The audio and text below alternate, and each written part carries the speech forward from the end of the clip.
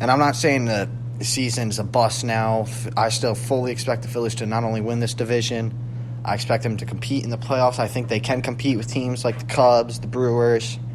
I don't know if anyone's competing with the Dodgers. They are playing great baseball right now. Cody Bellinger is on an absolute tear. It's fun to watch him play. Dodgers swept the Phillies last week. Already saw how that went. But it's time for the Phillies to start playing at that level. It's time to start picking it up, and let's get this ship steered ahead. Speaking of switching things up, though, Phillies pitching has had its ups and downs this year. Like we said, Zach Eflin, he is leading the crew so far. Best, most consistent in rotation. 2 complete games, ERA. Only Phillies pitcher with an ERA below 3. 6-5. Aaron Nola with a great 6-1 record. You would think coming off last year, he's got a 6-1 record this year. Ooh, what's he dealing? ERA 230, 240, maybe 220, 458. It's just not what you would expect from our guy. Jake Arrieta, we all thought he was going to be back better than ever. He seemed to have his confidence, have his swagger in spring training. 4.29 ERA, 5-5 record. Hoping we could get things under control against the Arizona Diamondbacks. In a game last night that saw 13 home runs, insane MLB record, 13-8 loss for the Phillies. 3 in a row to start the game off Jared Eichhoff. Jared Eichhoff, who seemed to come back, got his starts, was looking like a saving grace for the Phils. And he's just fallen off. He's ERA's up above 5 now. That little magic he had to start the year, it's seeming to dip away. Not sure how much longer we'll be able to keep him around. Nick Pavetta's looking a lot better. I was down at the ballpark last Saturday.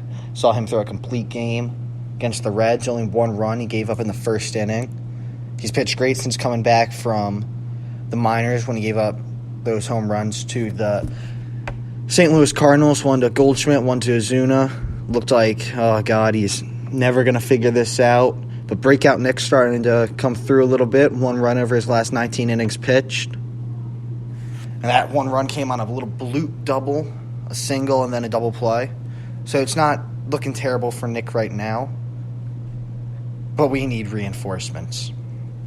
We can't win deep into the playoffs with this current rotation of Nola, Arrieta, Pavetta, Eflin, Eichhoff, Velasquez, Cole Irvin. These guys, the guys we have gone with right now, aren't going to win playoff games. I expect this team to trade for a pitcher at the deadline. It seems like that's what we would do now that we missed out on Dallas Keuchel, which at this point in the season, not the worst thing in the world. I wanted to sign him a little earlier, get him ready for the season. I think that we would be ahead in the division right now. The Atlanta Braves are the last place I wanted to see him go. Didn't really want to see Craig Kimbrell go to the Cubs either. And while the Phillies might not have been that much better by signing one of those two, they're in a worse place right now because of who those two are playing for. And I really like to see how that'll come back if it bites the Phillies. Is Dallas Keuchel going to be pitching big games in September that gives the Braves an edge in the division? Is Craig Kimbrell going to be shutting down 1-run games in an October series against the Cubs? While the Phillies are out here blowing late leads, where maybe if we had this guy, we could be shutting down, and maybe now we're playing in the NLCS instead of being home. One guy I thought about, and everyone's thought about trading for, is Madison Bumgarner. Didn't really like the spectacle he put on the other day. Getting absolutely rocked by Max Muncy and then whining about it. I'm with this generation that says let the kids play, let them celebrate. Rooting for Mississippi State in the College World Series, all because of Elijah McNamee's pimp job after that clutch home run to send them to Omaha. I'm a huge fan of the College World Series, college baseball. I almost find that more entertaining than MLB games that aren't the Phillies. It's fun to watch. Phillies are more of an emotional investment, but it's going to just be emotional damage if we don't add pitching at some point. Madison Bumgarner, Trevor Bauer, Marcus Stroman, Zach Greinke, all guys on losing teams that would make sense to trade for. Giants in the basement of the NL West. Toronto struggling. Only team worse than them in the division is the god-awful Baltimore Orioles. who got a great player in Adley Ruxman, great catcher out of Oregon State. Hopefully they can turn things around rather soon. I'm miserable to watch. I still have faith that Cleveland could turn it around and pull ahead of Minnesota. We've seen this before. This reminded me personally of, I believe it was 2 or 3 years ago, when the Brewers, this was pre-Yelich Brewers, pre-some of those guys, Brewers, they were up at the All-Star game. I'm not sure if it was by 10.5 games. I think it was closer to 6 over the Cubs. And it seems like, are they going to win the division this year? Best player being Carlos Gomez. This was also before Lorenzo Cain, obviously. And I sort of thought that was going to die out and that the Cubs would be able to come back and win the division. I think they did end up winning the division and going on to win the World Series that year. I believe this was 2016. I could see that happening in Minnesota, who are living and dying off the long ball, playing great baseball right now. Best record in the MLB, 43-21. So I can see Cleveland coming back, figuring things out, and pulling ahead of them. I'm not sure if Trevor Bauer is that realistic of a get for the Phils, even though he'd be someone I'd love to see, love to watch him pitch, love to watch him in October baseball when the Indians are playing. Electrifying player, great personality, someone we definitely love to have on the team. But I really think that it's going to come down to maybe Mad Bum, Zach Greinke.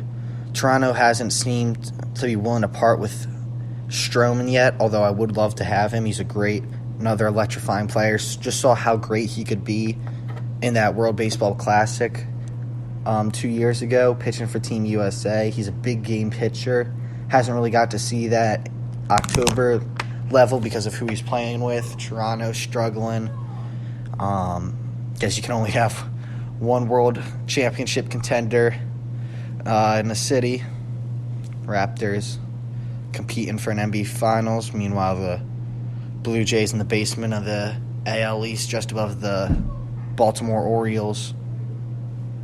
So it'll be interesting to see what Matt Klentak does, who he tries to add. Last year we saw some interesting moves bringing in Wilson Ramos, one that I did not see coming. I thought that we were going to ride with Jorge Alfaro just like this offseason.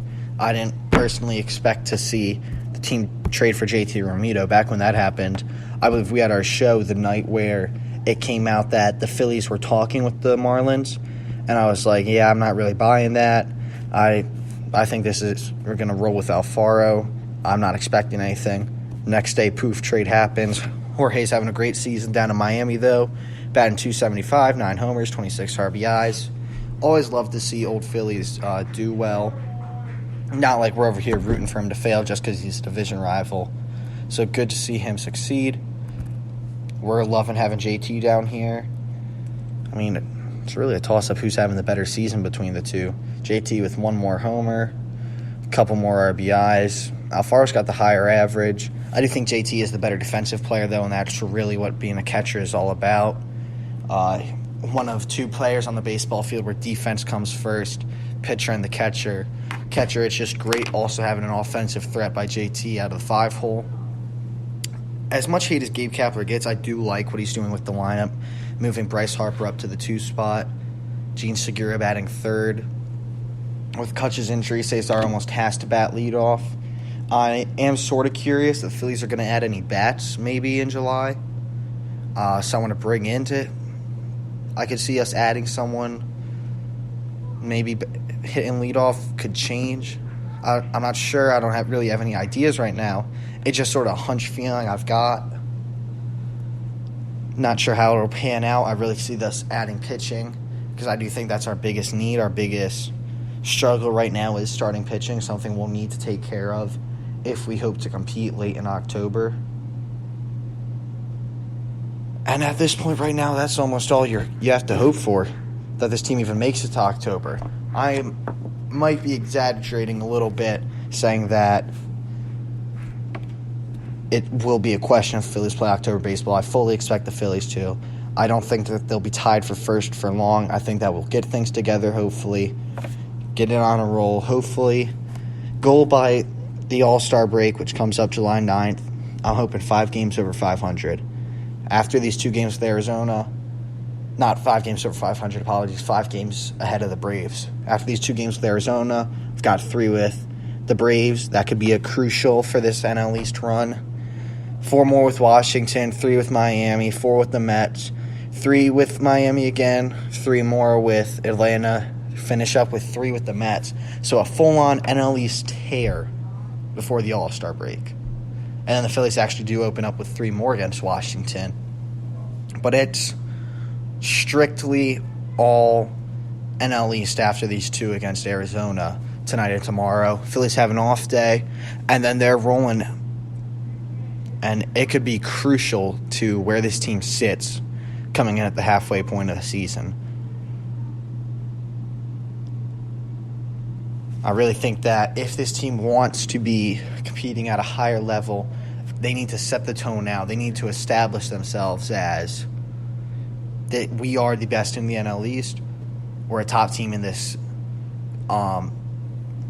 league. We're one of the best teams that will come out of the NL. We're going to compete against the Cubs, the Brewers, the Dodgers, whoever comes out of the wild card. And right now I'm not seeing the Phillies establish that. They have 4 more against the Dodgers after the All-Star break in July.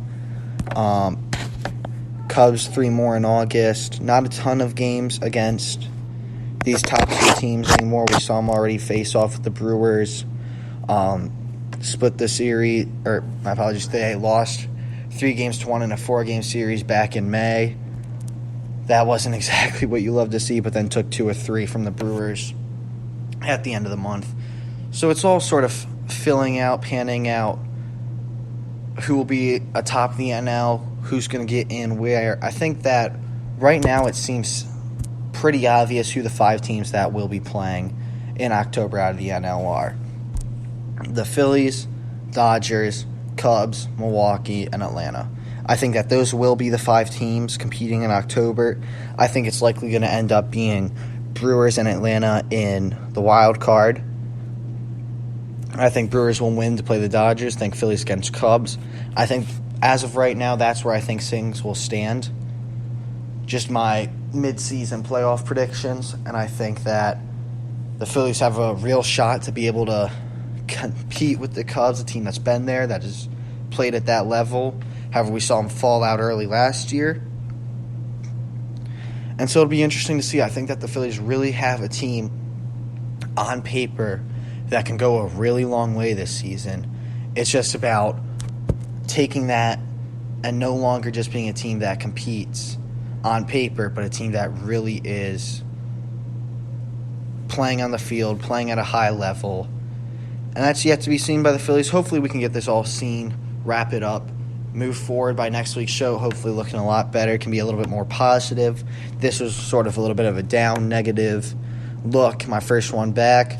Appreciate everyone who filled in while I was gone in my absence.